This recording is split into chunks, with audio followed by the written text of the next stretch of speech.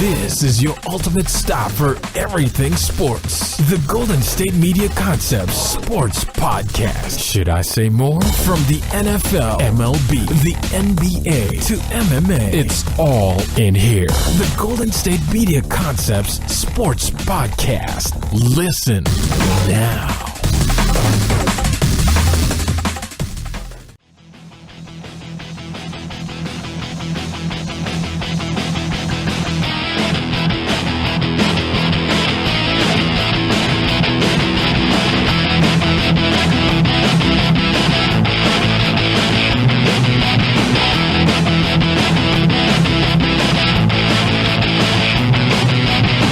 Alright, and welcome to the GSMC Sports Podcast. This episode is brought to you by the GSMC Podcast Network, and as always, I'm your host, Jesse Tapia. And for today's show, we're going to be starting off with the national title game between Alabama and Georgia, and boy, oh boy, do I have a lot to say about that game. We'll be talking about the wild card weekend games that just passed between the Panthers Saints, Falcons Rams, who else played? Tennessee versus Kansas City, and then the game of the week, I guess, between the Jacksonville Jaguars and Buffalo Bills. I'm joking. I'm being sarcastic about that, by the way. It was probably the worst NFL game I've seen all year. Then we'll be talking about the NBA games that went on last night. Make my predictions for the ones going on today, and then how we usually do it. We'll talk about anything else going on in sports in that last segment. So let's get into it. All right. So I don't even know how to attack this game right here. Let's see. Let's start off with a score. I feel like that. Yeah, let's go with scores. Do scores, and then we'll do stats. All right. So Alabama won this game 26-23 in overtime. And this was like in the first half, Georgia was up 13-0. And then it looked like just Alabama was done. They had no answer for Georgia on offense. Georgia was doing whatever they wanted on the defensive end.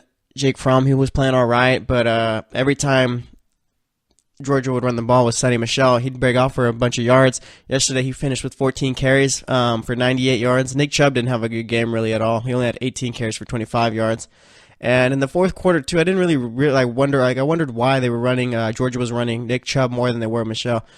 Like, Sonny Michel was getting more yards per carry. Obviously, he had 7, and Nick Chubb only had 1.4 yards per carry. So I don't understand why they kept throwing Nick Chubb out there when obviously Michel was the one who was breaking out for more yards. But yeah, that happened right there in the Georgia rushing game. Jake Fromm completed 16 out of his 32 passes for 232 yards, had a touchdown, threw 2 picks. I noticed yesterday that ESPN's commentators, Kirk Herbstreit, and I can't remember who the other guy was, but they were really trying their hardest to get the Jake Fromm hype train going. And I get why, he's a true freshman playing in a national title game, but he's gonna be good, but he wasn't as good as Kirk Herbstreit was making him sound out to be yesterday. I mean, Jake Fromm had an average game, I guess you could say, like a below average game, but Kirk Herbstreit, like I said, was just Jake Fromm leading Georgia. No, he wasn't. It was that rushing attack that was helping Georgia get into it, but I mean, it doesn't matter. As for Alabama, Jalen Hurts, first half, completed 3 passes out of 8 attempts, only had 21 yards. And let's see, he took off the ball 6 times for 47 yards, but that guy just could not get anything going. At the quarterback position, just wasn't playing well at all.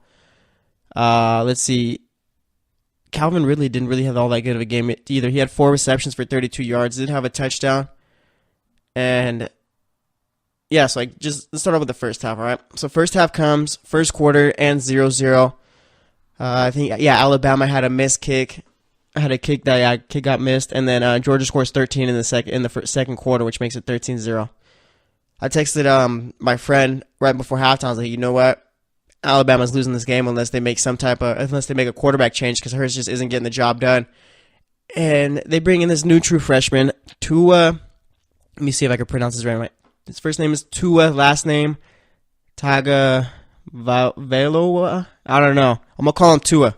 All right, so Tua comes in, and right off the bat, you could tell that he's a whole lot better throwing the ball than Hurts ever was. And I'm just thinking, why, if you had this guy as your second string, why was Hurts in there in the first place? Why was he playing for this long? Because Jalen Hurts, as a quarterback, he just doesn't have it. All right, he's a solid athlete. He's able to take off with the ball. He can get you yards on the ground when he takes off, but he's just not good throwing the ball. And I mean, it is what it is for him. All right, like I said, he's probably made it this far because of his athleticism, but it's not going to cut it for Alabama playing quarterback.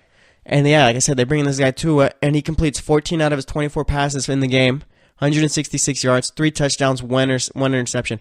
When this guy came in, you could tell Alabama was going to come back just by the way he threw the ball. He was accurate. He had good pocket presence. There was one where it was like 3rd and 8, 3rd and 10, I think, and he scrambles to the right. It looks like Georgia's going to bring him down. They have a bunch of guys right there. He slips out of there, runs back to the left, and then ends up getting the first down. Like, this guy was making plays and was just incredible yesterday. He's a left-handed passer, too, and I don't know, lefties are just weird, but this guy just came out and was slinging the ball. So, yeah, second half comes. Alabama scores 10 points. Georgia gets a touchdown, 20-10 after the third quarter. Fourth quarter comes, and Alabama scores 10 unanswered. It's 23-23, or actually it was 20-20, excuse me. And Alabama, they have a chance to hit the game-winning kick at the end of the game with like 4 seconds, 6 seconds left, I believe it was.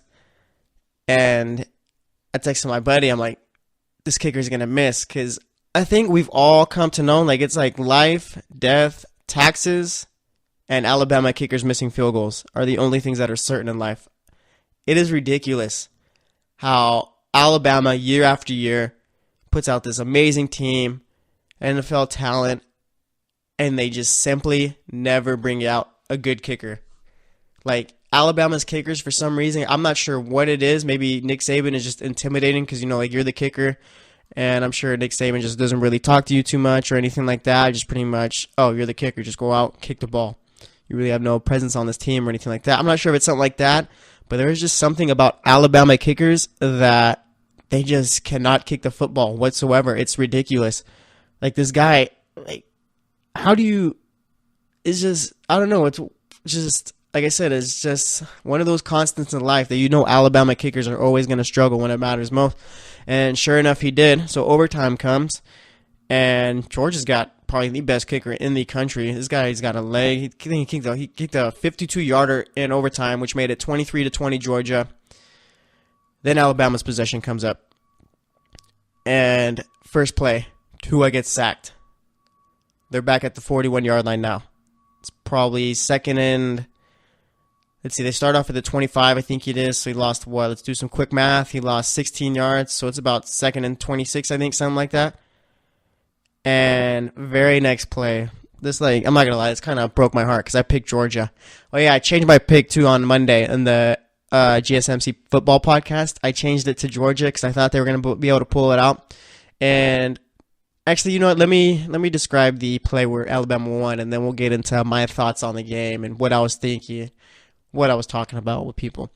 All right, so yeah, second and 26 at the 41, and Tua takes the snap, and for some reason, Georgia thought it'd be a good idea to run cover 2, so the corner, I don't get it. I don't understand why.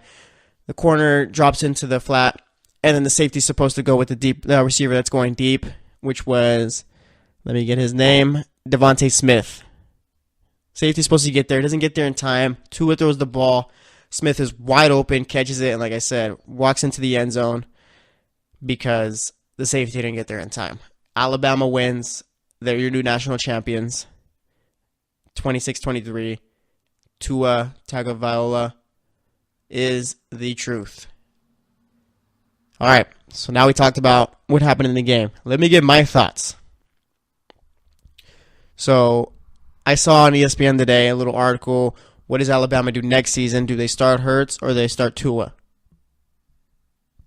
I don't even think of Hurts anymore at the quarterback position for Alabama. It's Tua all the way. This guy is the real deal. True freshman. Like it's like his composure is crazy. Like Nick Saban just gets him, tells him at halftime, hey, you know what?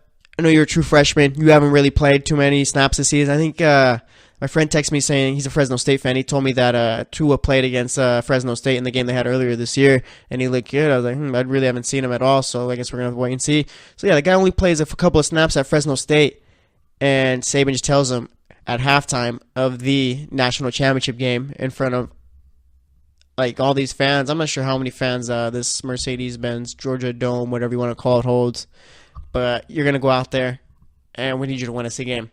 And we're down how much are they down? We're down 13, by the way. And we haven't been able to get anything going on offense. So go out there, do your job.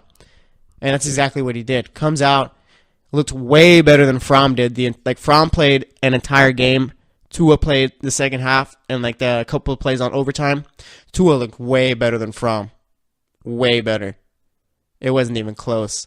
Fromm, he has the tools to be a good quarterback, but he's got to work on it. Tua is already ahead of Fromm, I feel. Like, it's ridiculous, like I was saying in the beginning of the show. Nick Saban knew he had this guy as his second string all year. Knew what he could do. And you still put Hurts out there? And I'm not trying to knock Hurts or anything like that. You know what? Maybe I am. Hurts just isn't an accurate quarterback. He's just not a quarterback. Maybe he needs to switch positions because the guy's extremely athletic. Oh, and mind you, Alabama pretty much won this game with their B team. Tua comes in, and then Najee Harris ran the ball 6 times for 64 yards. And I think that guy might be a freshman too. I can't remember. But either way, he comes in. Like, Alabama won this game with their second stringers stepping up. That's what it was. And it was just like, because I made my pick for Georgia, so I was rooting for Georgia in this game.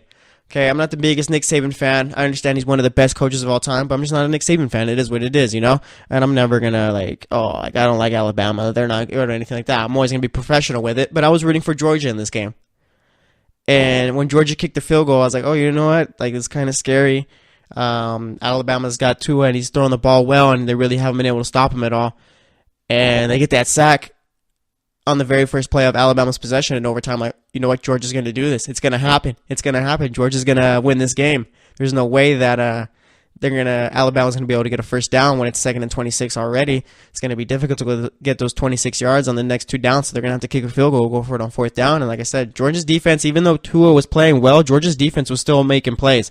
I said Tua had one. Oh, yeah, in the 4th quarter, I think it was. He threw an interception, and the very next play, Jake Fromm throws the ball, and it hits the defensive lineman, Alabama's defensive lineman's helmet, just pops up, and the other defensive lineman catches it and takes it down the field a little bit for another interception. And it was just like, after that, I was like, I know how this game ends if plays like that are happening. But like I said, 2nd and 26, you're thinking, there's no way they're going to be able to get these 26 yards right here on these next 2 downs. So maybe Alabama's kicker, he's going to have to come out, and he's for sure not making a kick. And like I said, just the next play, you just see the ball in the air, and you see Devontae Smith wide open all by himself, and my heart just dropped. I was like, it's over. The Evil Empire has won again. Not even the Evil Empire. I remember on the GSMC football podcast yesterday, I made the analogy that Nick Saban was Obi-Wan Kenobi and Kirby Smart was Anakin Skywalker. And this was just like episode 3, except Anakin Skywalker is going to win this battle. And you know what? I was a fool. Obi-Wan never loses. So Nick Saban won that one. And like I said, just that touchdown at the end, just devastating right there. I could only imagine how I felt. I'm not even a Georgia fan. I just wanted them to win the game. Imagine the Georgia fans that were there. And that's another thing too. I mean, imagine being a fan of like the Falcons, Georgia Bulldogs, the Hawks, and the Braves. That's just constant heartbreak year after year. At least my teams, I know they're going to be bad or they're going to play well. Georgia fans, I mean, they know they're going to be playing well. I mean, the Hawks have been bad just this year. I mean, they've been in the playoffs year after year. They never really did anything. The Braves are still trying to figure it out. But, I mean, Georgia and the Falcons, I mean, they got really good players. And they're going to make bank in the playoff year after year. Georgia's going to be a good team going forward. Like, I'm not thinking, oh, yeah, this was the only shot at winning a national title. No, this is Kirby Smart's first year. He's going to get the team better year after year, and he's going to keep recruiting well. So, I mean, I'm not worried about Georgia. But, I mean, just imagine going through this heartbreak every single year. I mean, it's just brutal. But now that it's over, my thoughts, Alabama's winning the national title next year if they got Tua playing quarterback, which they should. This guy is the real deal. He could also take off with the ball. He can use his legs. He's like a 2.0 version of Marcus Mariota, I feel. They're both from Hawaii, and they both play the same way, honestly. But I guess we have to wait and see. But like I said, Alabama, I'm already locking them down to be national champions next year. I mean, you just can't stop Nick Saban. It's true. I mean, the guy's got 5 national titles in the last 9 years, and he's just dominated college football year after year after year, even if it's not making the playoff. Oh, yeah, that's another thing, too. So now I think we could put this whole UCF, what would they have done if they would have made the playoff? We can put this whole argument to rest. I know last week I said that we probably should switch to an 18 playoff just so we could see a team like UCF get in and see what they could do. No, we don't need it. 4 teams is good. The best 2 teams in the country played last night, without a doubt. I know Auburn beat both of them, but Auburn, I mean, that's the thing about sports. Sports changes like week to week. One team can win one week, and after that, they just don't look good after the week after. All right, I get it. Auburn beat Georgia. Auburn beat Alabama, but Alabama and Georgia are still a better team than Auburn by far. And if you want to put UCF against Alabama, Alabama's winning by at least 3 scores. If you want to put UCF against Georgia, Georgia's running the ball all over them, so UCF's not really going to have a chance at winning that game. It is what it is. I know people are tired of seeing these SEC teams in the national title game all the time, but you know what? Georgia and Alabama were the best teams. Tua Tagovailoa, I got to learn how to say his last name, but Tua is going to be a problem for the SEC the next couple of years. All right, Alabama, they're always going to put out a good defense. They got good running backs. They're winning the national title next year. I need to place my bet on it already. But no, that game yesterday, I mean, we had Georgia versus Oklahoma the week before, and that was a great game right there. I think that one finished 54-48 in overtime also. And I think this game was way better. I understand people love those high-scoring games, but give me a defensive game every day of the night, always. I love defense, all right? When it was 0-0 after the first quarter, I'm sure people were frustrated because the game was boring to them. I was loving it. All right, I was loving the fact that in the first half, Georgia was stopping Alabama constantly, and then the second half comes, and Alabama was stopping Georgia constantly.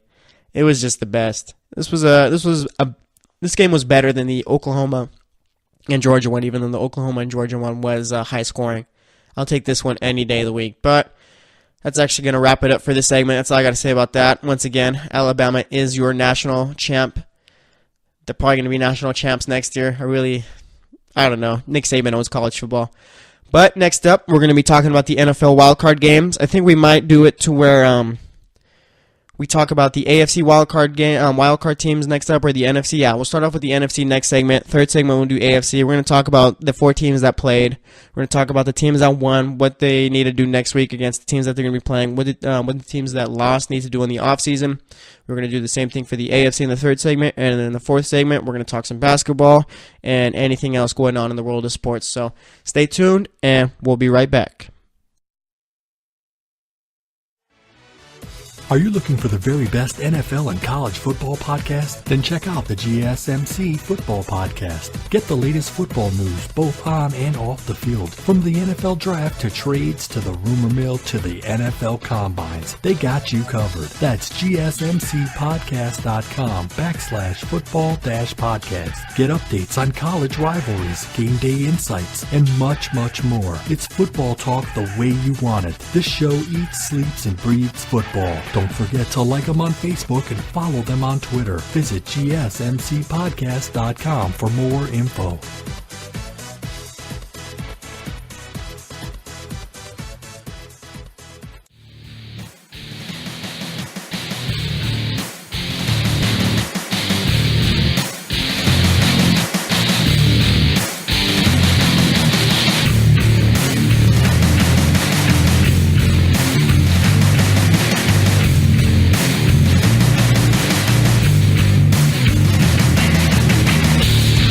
All right, and welcome back to the GSMC Sports Podcast. Last segment, we talked about the national title game between Georgia and Alabama. Alabama won that one 26-23 in overtime. And like I was talking about yesterday on the last segment, that game had a bunch of, had everything. It had Alabama kickers missing when it mattered most. It had had Georgia looking like they were going to knock off Alabama. It had defense. It had storylines with Georgia's true freshman or Alabama's true freshman quarterback coming in after the half and pretty much lighting up that Georgia defense. It had everything. It was a great game. I'd rather watch that again over the Oklahoma and Georgia game last week. But my thoughts: Alabama's winning the national title game again next year because of Tua, because of how well he plays, and because of the fact that they always have the best defense in the country year after year. So I know it's too early to be making picks, but I don't know. Alabama owns college football. But let's talk about the NFL.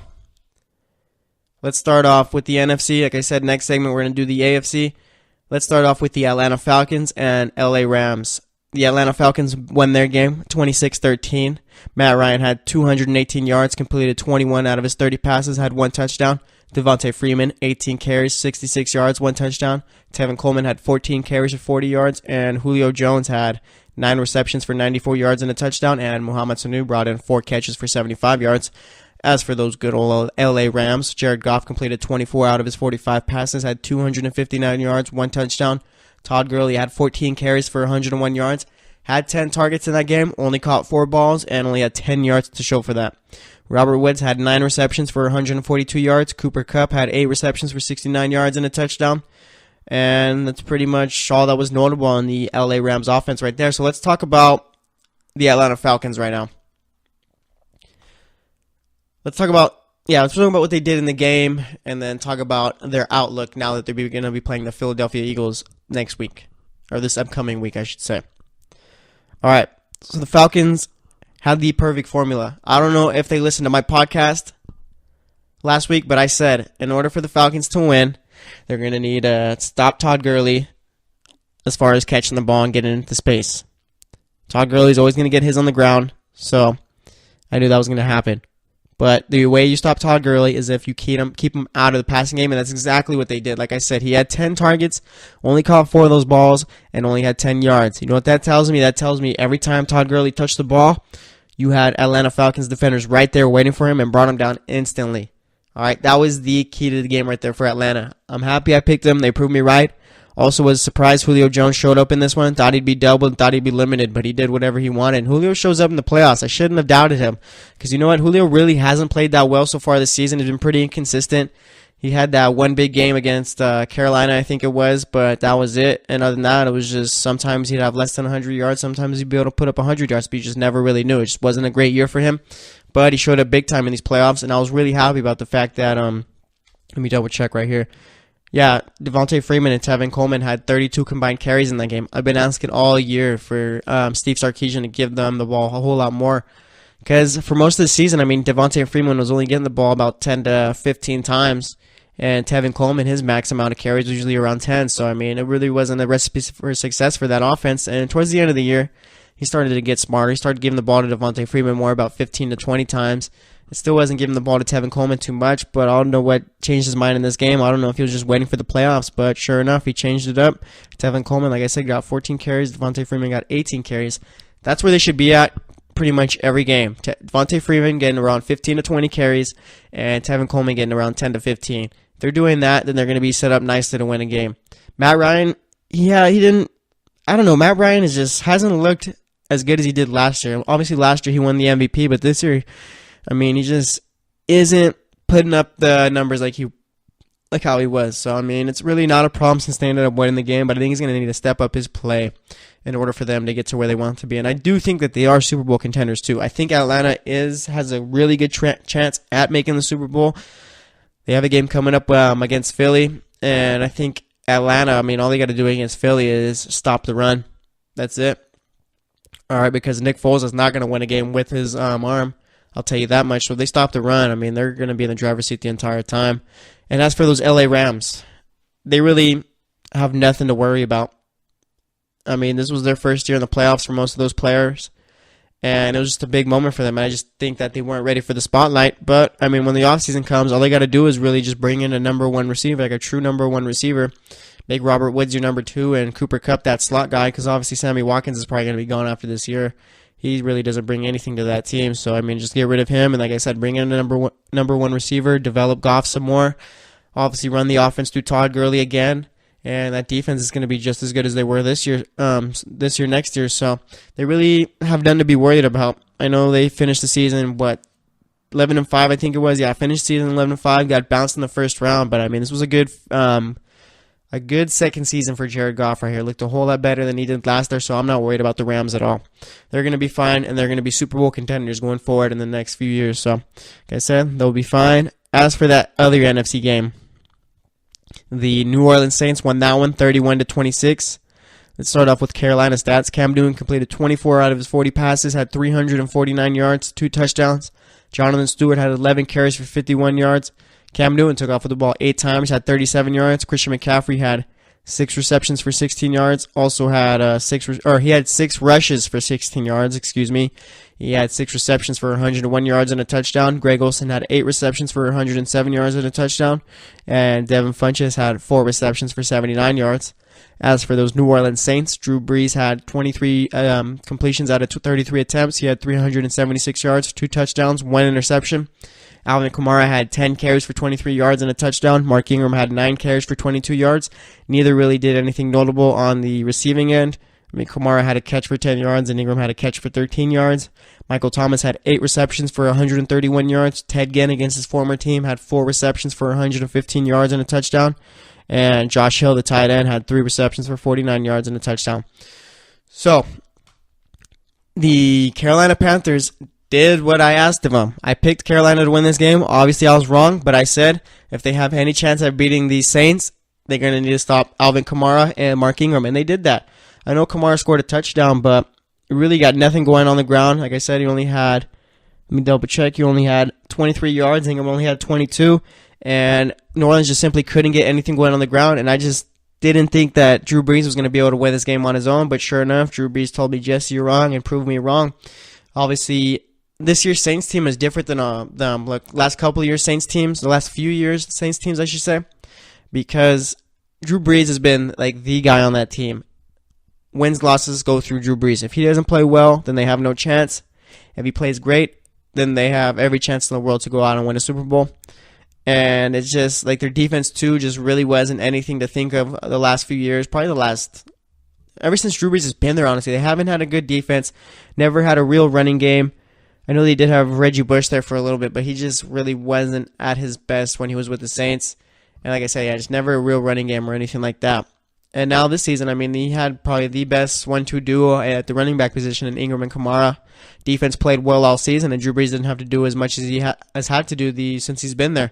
So obviously this was a different game, and I thought if Thomas Davis and Luke Kuechly and Shaq Thompson were going to be able to limit these two guys at the running back position, then I thought that the Saints weren't going to be able to pull it out. But like I said, Drew Brees did. And next up, they got the Minnesota Vikings, and this is going to be a tough one for the Saints. Minnesota's defense as a whole is better than Carolina's, and I really don't think that they're going to have any trouble at stopping Kamara and Ingram, just because they're going to see what Carolina did and figure it out how to replicate it, because obviously the NFL is a parity league where everyone does what everyone else is whatever is working for anyone else. So they copy each other, and then Carolina's biggest problem is that their secondary is too weak. If their secondary was a little bit better, then I have no doubt that they'd win this game. Cam Newton played well. They said threw for over 300 yards, and usually Cam Newton never does that. Christian McCaffrey had a good game receiving, so did Greg Olsen. So, I mean, everyone stepped up. It was just the defense really just couldn't come up with stops when it mattered. And Carolina, I mean, in this game, they did have a shot to go out and win the game on the last drive. Drew Brees threw an interception that Mike Adams should have batted down, because if he would have batted it down, the Carolina Panthers would have been near the 50-yard line with the same amount of time they had. Now that he caught the interception, they were down on like near the 30, I think. But Cam Newton was bringing them down the field. They got as far as New Orleans 20, I think it was, and they just simply couldn't get anything going when they got there. I mean, Cam Newton was just throwing every ball to the end zone. I think, there was one intentional grounding that set them back, and after that, like I said, it was just every ball was being launched to the end zone, and they couldn't complete on any. And then the last play of the game, he gets sacked, and that's pretty much it right there. So, I mean, Carolina going forward in the offseason, they're going to be a team that's going to be fighting for playoffs year after year, but they need to fix that secondary. And I think that they need to fix the secondary, and they need to bring in like a true number one receiver like the Rams do for Cam Newton. They need Cam Newton to have that go-to guy. Devin Funchess is good. He's a good number two, but I don't think he should be the number one on a team. And like I said, Carolina's going to be in the playoffs year after year. Like I said, if they fix up that secondary and bring in a solid number one receiver, they're going to be a team that's going to be competing for Super Bowls year after year. Cam Newton's already been to a Super Bowl, knows what it takes. Those linebackers out there knows what it takes. Greg Olsen was there, and Jonathan Stewart was there. Now he's got to develop Christian McCaffrey as a running back. Like I said, he's probably not. His game isn't running through the tackles. If they're going to run him the ball, give him the ball and have him run, he needs to go outside the tackles. Other than that, just keep him receiving balls out the backfield or line him up on the outside, because that's probably what works best for him right now. But like I said, if they bring in a number one receiver and a couple of solid corners and safeties, they'll be fine. But like I said, for the Saints, they got a tough test coming up against the Minnesota Vikings, and I'm going to talk about that game a little bit more tomorrow and pretty much talk more about it on Friday when I make my picks. But that's actually going to wrap it up for the NFC. Like I said, New Orleans is going to be facing off with the Vikings, and Philadelphia is going to be facing off with Atlanta is going to be facing off with Philadelphia. So, like I said, we'll see how it goes this week. We'll talk a little about each game as each show progresses each day, but I'll be making my picks on Friday. So, stay tuned for the next segment. Next up, we're going to be talking about the Buffalo Bills, the Jacksonville Jaguars, the Tennessee Titans, and the good old Kansas City Chiefs. So, like I said, stay tuned, and we'll be right back. Check out the show that's built on the MMA. From the UFC to extreme cage fighting, they got the fights covered. Check out the GSMC MMA podcast. Get the latest news on past or upcoming fights. Join us as we talk to and about some of the biggest names in the MMA, past, present, and future. When it's the fight game, there's just one show to check out. GSMCpodcast.com/MMA-podcast. Don't forget to like them on Facebook and follow them on Twitter. Visit GSMCpodcast.com for more info.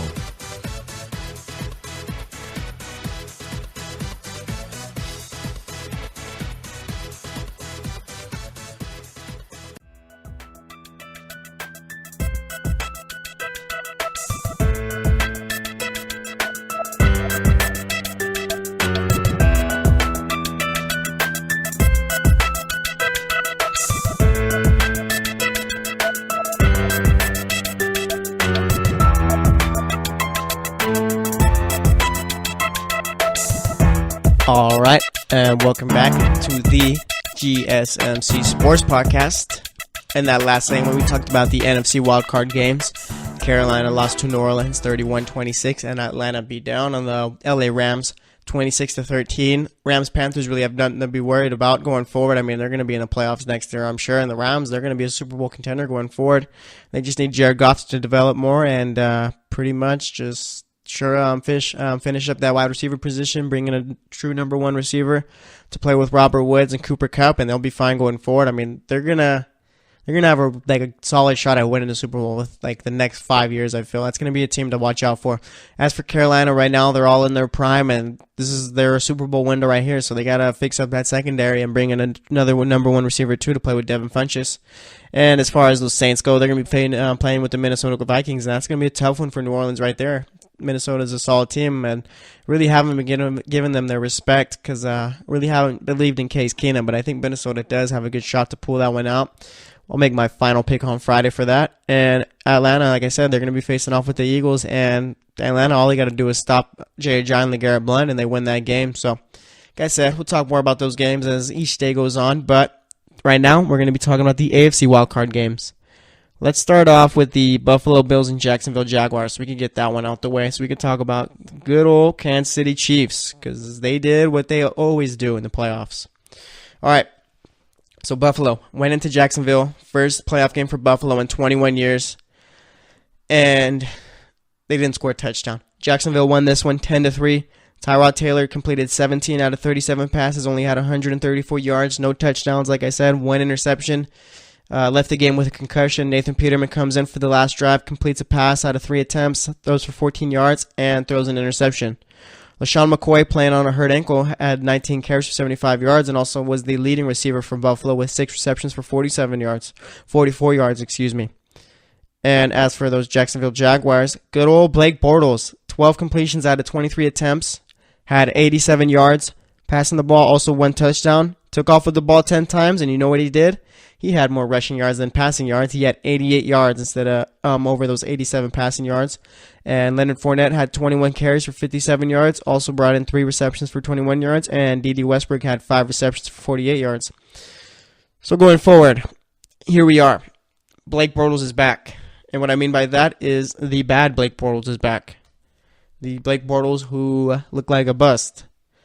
Blake Bortles was playing well this season up until they went into San Francisco. I don't know what San Francisco did to Blake Bortles, but they pretty much broke him. All right? He just hasn't looked good at all since that San Francisco 49er game. Against the Titans, he looked brutal, and against the Buffalo Bills, he looked brutal. I understand that the Bills have a good defense. They got Tre'Davious White playing corner. But unless the Buffalo Bills have one of the best defenses in the league, Blake Bortles playing the way he did was unacceptable. I mean, that was just bad. Like I said, he had 88 rushing yards, and that was more than his 87 passing yards, obviously, if we know how to do math. But, I mean, they got Pittsburgh next week, and that game is really just going to come down to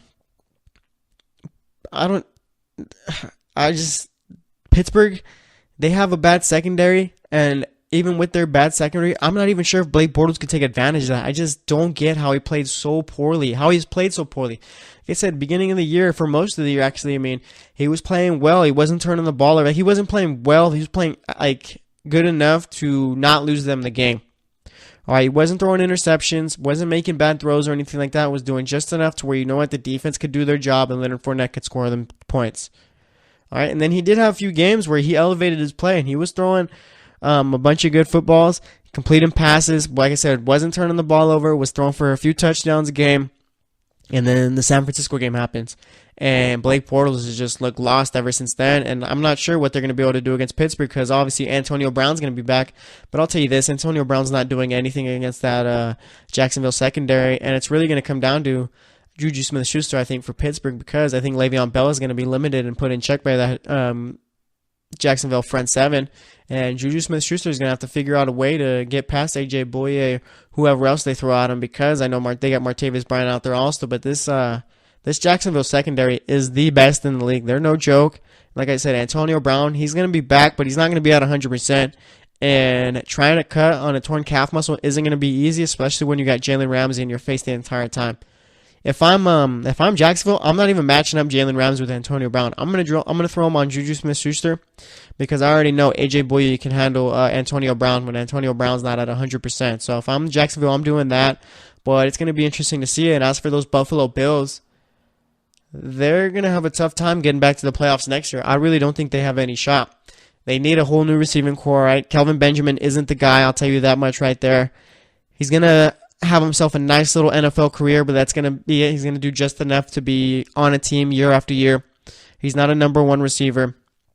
All right, looks like the Bills are gonna be getting rid of Tyrod Taylor, and I'll tell you this much: Nathan Peterman. I don't think that's the guy for them to lead them in the future. He hasn't shown anything so far this season with the opportunity he's been given to show that, you know what, I have the tools to be a good quarterback in this league. He just hasn't shown it at all. He's got 6 interceptions actually to show for it. LaShawn McCoy, he's getting older, but he is one of the best running backs in the league. He's top 4. And that defense, like I said, you got the rookie Tre'Davious White playing corner. They're getting older too on the defensive line though. Kyle Williams is going to be retiring, and they need pretty much, like I said, they need to start bringing in young guys to start replacing the older guys that are on that defense, because if not, then this Buffalo Bills team is going to be bad for years to come. But I don't see them getting back to the playoffs next year, even with what they do in the offseason, unless they bring in a new quarterback, which I doubt they will. They'll probably bring. They're going to have to draft a quarterback in the first round, I feel. They have the 21st and 22nd pick, I think it is. So you're going to have to figure out some, because you can't just go into the season with Nathan Peterman being your number one guy. You're going to need him to fight for the starting job at least. So they need to bring in a new quarterback, like they said. They need to draft a couple of receivers, bring in some new guys. Tight end position, I'm not sure about right now, because they still got Charles Clay and Nick O'Leary, and Nick O'Leary is looking better as each game goes on. So they're just going to be rebuilding, I feel. And I'm not sure what's going to happen to Tyrod Taylor, where he's going to go. He might end up being a starting quarterback on a bad team, or he just might be someone's backup again. So we're going to have to wait and see for him. But let's talk about those Kansas City Chiefs now. All right. The Tennessee Titans ended up winning that game 22-21. Kansas City was up in this game by 18 at one point. They were up 21-3, and they just blew it. Marcus Mariota had 19 completions for 31 out of 31 attempts, had 205 yards, threw 2 touchdowns. One of them was to himself. Also had an interception. I called it. I said Marcus Peters was going to pick him off in this game, and what did he do? He picked him off. Derrick Henry had 23 carries for 156 yards for one touchdown. Goodbye to DeMarco Murray. Have fun playing for a new team next year. Delaney Walker had 6 receptions for 74 yards, no touchdowns. Derrick Henry also had 2 receptions for 35 yards, and Corey Davis brought in 4 receptions for 35 yards. I think Eric Decker had 2 receptions for 21 yards, and he brought in Marcus Mariota's other throwing touchdown. Alex Smith for Kansas City had 24 completions out of 33 attempts, threw for 264 yards, 2 touchdowns. Kareem Hunt only 11 carries for 42 yards and a touchdown. Andrew Reid has some splaining to do for that one. Tyreek Hill had 7 receptions for 87 yards. Travis Kelce had 4 receptions for 66 yards and a touchdown. Got a concussion on that last drive of the first half for Kansas City. And right after that, Kansas City's offense just went out the drain. Demarcus Robinson had 4 receptions for 57 yards and a touchdown for Kansas City also. So let's talk about Kansas City first. All right. Andy Reid really messed this game up when Travis Kelce went out. All right, Travis Kelce, without a doubt, is the best offensive player on that offense, and there's really no discussion for it. Tyreek Hill is an explosive player, and so is Kareem Hunt. But with Travis Kelce going out, what do, Andy Reid? You give the ball to Kareem Hunt more, right? I'll take Kareem Hunt as the second best offensive player on that team, and especially at the running back position, that guy's a monster. I don't understand why Andy Reid only got him 11 carries in this game. It makes no sense. They were up 21-3 in this game. 21-3. That's code for, you know what? Let's give the ball to the potential offensive rookie of the year and put the game in his hands. Have him run, and run some more.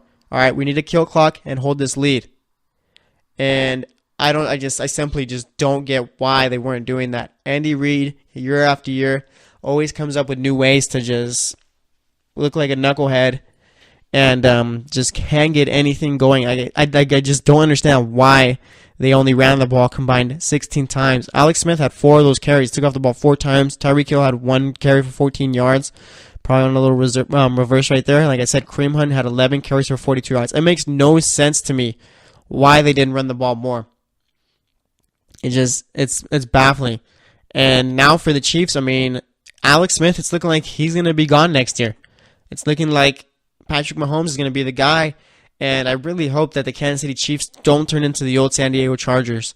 Remember those Chargers teams with Phillip Rivers? They had Michael Turner, LT, talking about LaDainian Tomlinson, and then they had just solid defense too. That team won a bunch of games. They're just never able to win a Super Bowl, even get to the Super Bowl. I think that's what the Chiefs are right now. They have a bunch of solid players on offense. The defense is aging, but they got guys like Marcus Peters back there. Eric Berry's going to be coming back off of injury. All right, and if Patrick Mahomes is not a good quarterback next year, the Chiefs really, like I said, they can't afford to waste these years, and they really got to hope that Patrick Mahomes is that guy that's going to take them to the playoffs year after year. It doesn't matter to me if he's going to be in his second year next year. He needs to be playing well the moment he becomes the starter, because if not, they're going to turn into the Chargers, and they're just going to waste away all these years. This is their Super Bowl window right here, and like I said, they're just closing it year after year, so they better figure something out.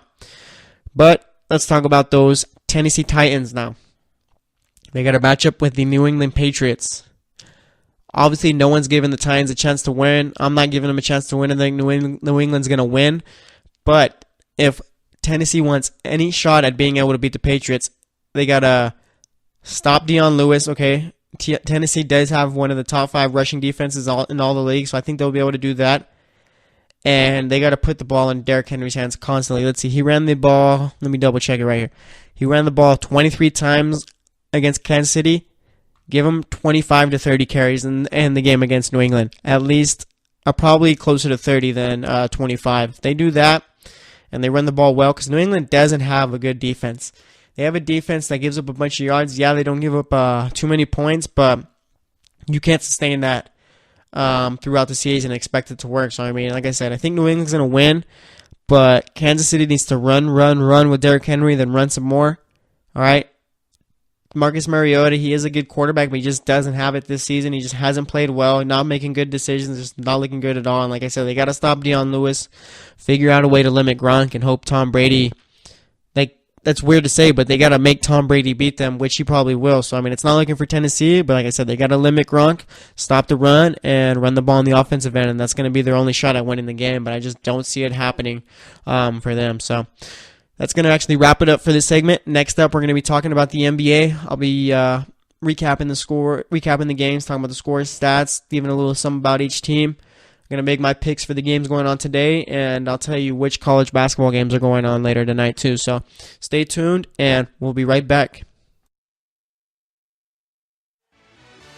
Are you looking for help for your fantasy football team? Check out the GSMC Fantasy Football Podcast. Get today's best advice on who to start, who to sit, even who you should draft. From sleeper picks to red-hot lineups, they got it all covered for you. That's gsmcpodcast.com/fantasy-football-podcast. We'll cover traditional leagues, dynasty, PPR, even IDP leagues. When you need fantasy help, there's just one show to hit up. Don't forget to like them on Facebook and follow them on Twitter. Visit gsmcpodcast.com for more info.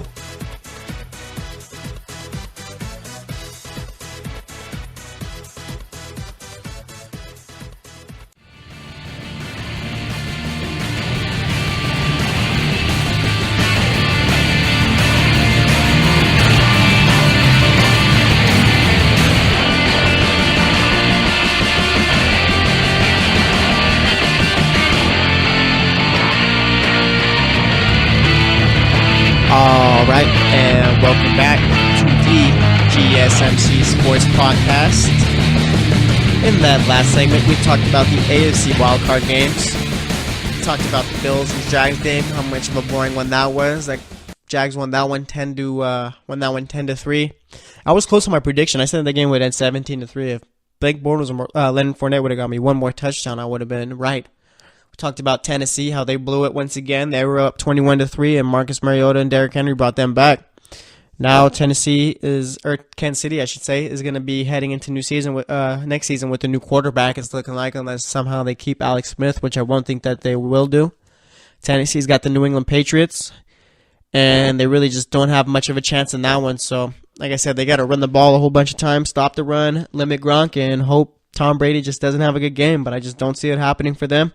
As for those Jaguars, I said that they need to put Jalen Ramsey on Juju Smith-Schuster and have A.J. Boye cover Antonio Brown, because Antonio Brown's not going to be at 100%, I'll tell you that much. And A.J. Boye can handle less than 100% Antonio Brown, even though Antonio Brown is the best receiver in the league.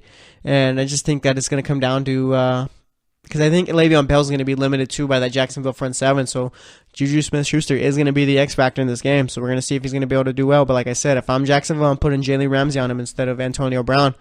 But we'll see if what Doug Marrone, I think the coach of the Jaguars, thinks.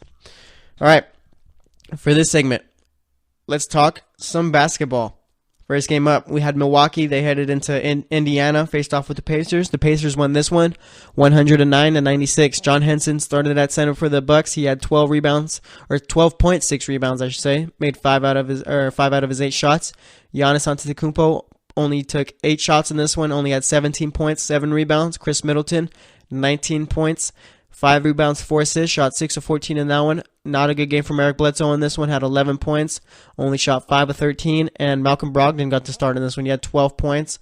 Had 5 rebounds and 4 assists. As for those Pacers, you had Thaddeus Young with 15 points, 8 rebounds. Miles Turner, 15.6 rebounds. Shot 7 of 10. Darren Collison, 11 points. Victor Oladipo's back. He had 15 points, shooting 6 of 11 in this one. And Domantas Sabonis had 17 points, 10 rebounds. He shot 8 of 12 off the bench. Indiana is a completely different team when Victor Oladipo's out there. When he's not out there, they're pretty much playing at their level where they should be, more like a fringe AC team. But when Victor Oladipo's out there, they can play with anyone. They can play with anyone and beat anyone. And Victor Oladipo is going to win Most Improved Player this season, and he's going to make the All-Star team. And who knows, maybe he has a chance of making the All-Pro team in the NBA. But I think this Pacers team is going to make the playoffs if Oladipo can stay healthy, because the guy just hasn't been able to stay healthy the entire year. He's had little streaks of games played, but then he has like a little knock or something like that makes him miss a couple of games. So he just needs to stay healthy throughout the rest of the season. And if he's able to do that, this team could face off with a team like the Cavs, Celtics maybe, or even the Raptors and give them trouble. If they faced off with the Raptors in the playoffs, I would take the Pacers right now. especially with Victor Oladipo playing the way that he is. So I guess we're just going to have to wait and see for the rest of the season. But the Pacers right now are looking like a good team when Victor Oladipo's out there. Speaking of those Toronto Raptors, though, they faced off with the Brooklyn Nets, and Toronto won this one 114-113 in overtime. Serge Ibaka had 11 points and 12 rebounds. Jonas Valanciunas had 21 points, 13 rebounds, shot 9 of 15 in that one. Kyle Lowry had 18 points, 11 assists in this one, played 38 minutes, shot 7 of 14. Had a scary fall towards the end of the game. He went up for a rebound, I think it was, and one of the Brooklyn, he just landed awkwardly on his back. And you really saw it. He was in real pain. I'm not sure why the players helped him get up. If I was the Toronto Raptors trainers, I'm bringing out a stretcher for him or a little cart to bring him off, because that's a back injury right there. You could tell it was a back injury right off the bat, right from the start of the, you just seen him go down. You're like, oh yeah, definite back injury right there. So really shouldn't have brought him back up to his own feet and had him walk off, because I just don't think that was smart by the players. And I mean, it's not their problem, because obviously they just want the best for Kyle Lowry. But I mean, the trainers got to go out there and say, no, we got this.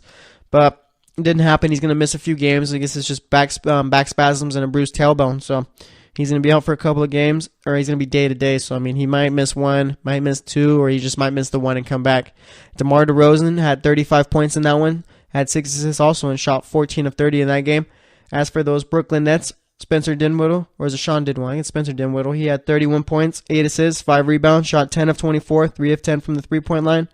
Alan Crabb had 20 points, 7 rebounds, shot 6 of 11, 4 of 6 from the three-point line. And Rondé Hollis-Jefferson had 14 points, 17 rebounds, and he shot 5 of 13. And these Brooklyn Nets are going to be getting back D'Angelo Russell soon. So, I mean, they're still going to be a lottery team. They don't even have their pick, so it doesn't really matter. But they're going to be winning more games coming when he gets back. As for those Houston Rockets, they headed into Chicago. Houston won that one, 116-107. Trevor Ariza had 18 points, shot 6 of 16, also brought in 9 rebounds. Chris Paul had 24 points, 8 rebounds, 9 assists. He shot 8 of 17. Clint Capella had 15 points, 16 rebounds. Eric Gordon had 24 points, 9 assists, 6 rebounds. And Gerald Green had another good game off the bench. He had 22 points and shot 8 of 15 for the game. For the Chicago Bulls, Larry Markkinen, the rookie, he had 16 points, 8 rebounds, shot 6 of 10. Denzel Valentine had 19 points, 8 rebounds, shot 7 of 12. Chris Dunn had 19 points, 8 assists. And Bobby Portis off the bench came in with 22 points, 4 rebounds, and he shot 9 of 17. The Chicago Bulls, they're a team that's trying to tank or rebuild, whatever you want to call it so far. And these young players that they got on the team right now are playing really well. Markkanen's been one of the better rookies in the league. Denzel Valentine's been playing well. He's in his second year. Chris Dunn's finally starting to figure it out. So, I mean, that's 3 players right there. You might be able to just develop more and hopefully build around for the future. And hopefully they bring you, after the next few drafts, hopefully you have a team that can compete in the playoffs. But we'll see. As for the next game, we have the Cleveland Cavaliers head over to Minnesota, and Minnesota beat down on the Cavs. They won that one, 127-99. Kevin Love only had 3 points in that one. He shot 1 of 7. Jay Crowder only 4 points, shot 2 of 5. LeBron only had 10 points, 8 rebounds, 5 assists. He shot 4 of 8. Only played 27 minutes because they were getting blown out. Isaiah Thomas had 9 points, got ejected for clotheslining Andrew Wiggins. Pretty much Wiggins was driving in. You see Isaiah Thomas just throw his arm up in the air and hit Andrew Wiggins in the face. J.R. Smith only had 2 points. Those were both free throws right there. He shot 0 of 7 from the field. Obviously 0 of 6 from the three-point line right there. As for the Minnesota Timberwolves, you had Taj Gibson with 16 points, 13 rebounds. Andrew Wiggins had 25 points, 6 rebounds. Good game from him. Karl Anthony Towns had 19 points, 12 rebounds. He shot 8 of 11. And Jimmy Butler had 21 points, 9 assists, 8 rebounds, and shot 7 of 13. This is a big win for the Timberwolves right here. They've been usually they've been inconsistent, but lately they've been seeming to win a bunch of games, and it's always good to beat a team like the Cavs too, especially by this much. It's going to give them a bunch of confidence to show them that, you know what, we can hang with teams like the Warriors and Rockets. I personally don't think they can, but they're going to be thinking this after a game after a win like this. So Minnesota just really needs to keep figuring it out and keep winning games like this. They got to keep playing well. Andrew Wiggins needs to be more consistent in order for Minnesota to be a team who possibly can compete with the Rockets, Warriors, and Spurs. So we'll see how it all ends up for them. Next up, we had the Detroit Pistons. They headed into New Orleans, faced off with the Pelicans. Pelicans won that one, 112-109. Tobias Harris had 25 points, 5 rebounds, shot 8 of 18 in that one. Andre Drummond had 16 points, 14 rebounds. Ish Smith had 16 points, 6 rebounds, 4 assists. Avery Bradley had a good game. He had 24 points, And also had 6 assists, shot 10 of 23. Anthony Davis, 30 points, 10 rebounds, shot 12 of 14 in that game. DeMarcus Cousins had 20 points, 10 rebounds, also had 4 assists. He shot 7 of 14. Rajon Rondo had 9 assists in the first 9 minutes of the game. He finished off with 12 points, 15 assists, 4 rebounds. He shot 6 of 10. Drew Holiday had 14 points, 6 rebounds, shot 5 of 18, played 44 minutes in this one. A lot of minutes from him in that game. And then you had Etuan Moore with 23 points, 4 rebounds, shot 11 of 14 in that one. Etuan Moore has been having a sneaky good season so far. No one's really been talking about him, but this New Orleans Pelicans team, they're currently the 8th seed right now, and I think they might stay there for the rest of the season. I think they're going to make the playoffs, and obviously they have really no shot at beating the Warriors, but they might be able to get beating the Warriors in a series, but they might be able to get a game, maybe 2 in a series against them, so I just have to wait and see. As for those San Antonio Spurs, they headed into Sacramento, and Sacramento was winning this game for most of it, but San Antonio came back and ended up winning 107-100. LaMarcus Aldridge had 31 points, shot 13 of 20, also brought in 12 rebounds. Tony Parker only had 7 points in that one, shot 3 of 9. Brian Forbes, 12 points, and Burton's off the bench had 28 points, shot 11 of 15, 6 of 9 from the three-point line. Patty Mills off the bench also had 14 points, 5 assists, shot 6 of 13, and there was no Kawhi Leonard in this game. As for the Sacramento Kings, Willie Cauley-Stein had 22 points, 9 rebounds, shot 8 of 12. De'Aaron Fox, 11 points, 10 assists.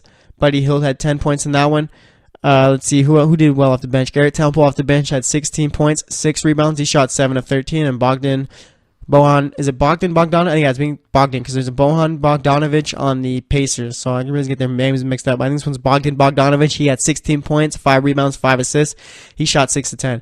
Sacramento's currently 13-26. They currently the 4th worst team in the West, so they're gonna have a high lottery pick. Hopefully, they could get a guy like Luka Doncic on that team. They really need someone. They need to start competing. The Kings. I mean, this has been brutal the last few years.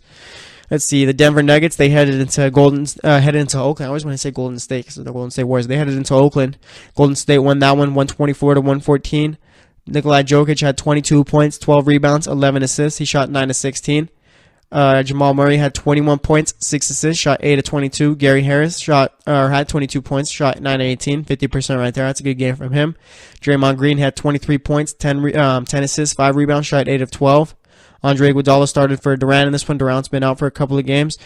Iguodala had 5 points, 3 rebounds, played 30 minutes. Steph Curry had 32 points and 9 assists. He shot 9 of 17, 5 of 10 from the three-point line. And Klay Thompson had 19 points, 5 rebounds. He had shot 8 of 17 and 3-6 from the three-point line. And right now, Golden State and Boston are currently fighting for that number 1 spot in the league. Right now, I think Boston has it since they beat them early on in the season. But, I mean, Golden State could always change that, obviously. Like, Golden State, I'm saying this, I think, as a regular season. Obviously, Golden State is the favorite to win the title this year. So, I'm not crazy or anything like that. As for the last game of the night, you had the Atlanta Hawks heading into LA, faced off with the Clippers. The Clippers won that one. It was a close one. They won 108-107 for Atlanta. You had Ilyasova with 13 points, 13 rebounds. Prince had 20 points, 4 rebounds. Mason Plumlee only had 5 points, 6 rebounds. Played 14 minutes, but did start at center.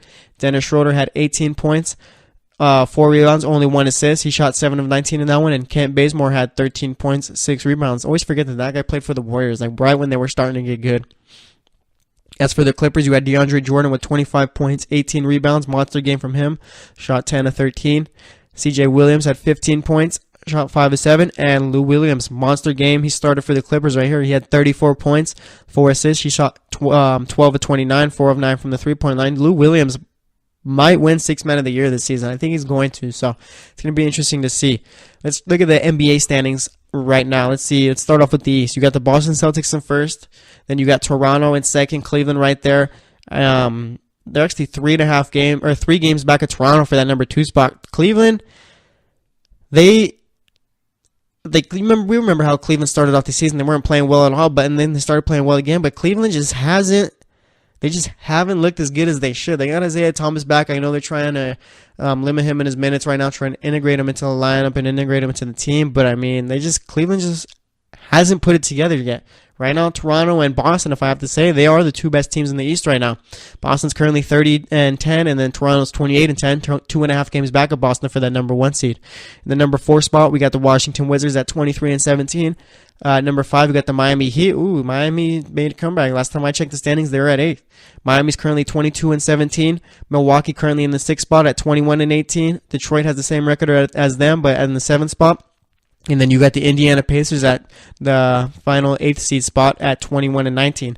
Philadelphia is currently a game and a half back of Indiana for that 8th spot, and the New York Knicks are currently 2 games back of the Pacers for that 8th spot. As for the Western Conference, you got the Warriors at the number 1 seed at 33-8. That's probably not going to change as the season goes on. You got the Houston Rockets at number 2 at 28-11. San Antonio Spurs at number 3 with 28-14 record. Minnesota's at 4, 26-16. Oklahoma City currently number 5 at 22-18. The Portland Trailblazers at number 6, 21-18. The Denver Nuggets 21-19 at the 7th spot. And like I said, rounding out the 8th spot, mentioned it earlier, you got the New Orleans Pelicans at 20-19. Right now the Clippers are currently 2 games back of the Pelicans for that 8th spot, and the Utah Jazz are 4.5 games back of the Pelicans for that 8th spot. Actually 3.5 games back, I believe. So that's it for the NBA scores. Let's look at the college basketball games going on today. Here's a game that I usually don't make picks for college basketball, but I'm going to make one pick tonight. All right, so let's look at it right now. The top 25 teams playing tonight. You got Kentucky, who's ranked number 21, facing off with Texas A&M. That should be a good game. Texas A&M does have a decent program.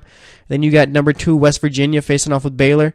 You got number 8, Texas Tech, facing off with number 9, Oklahoma.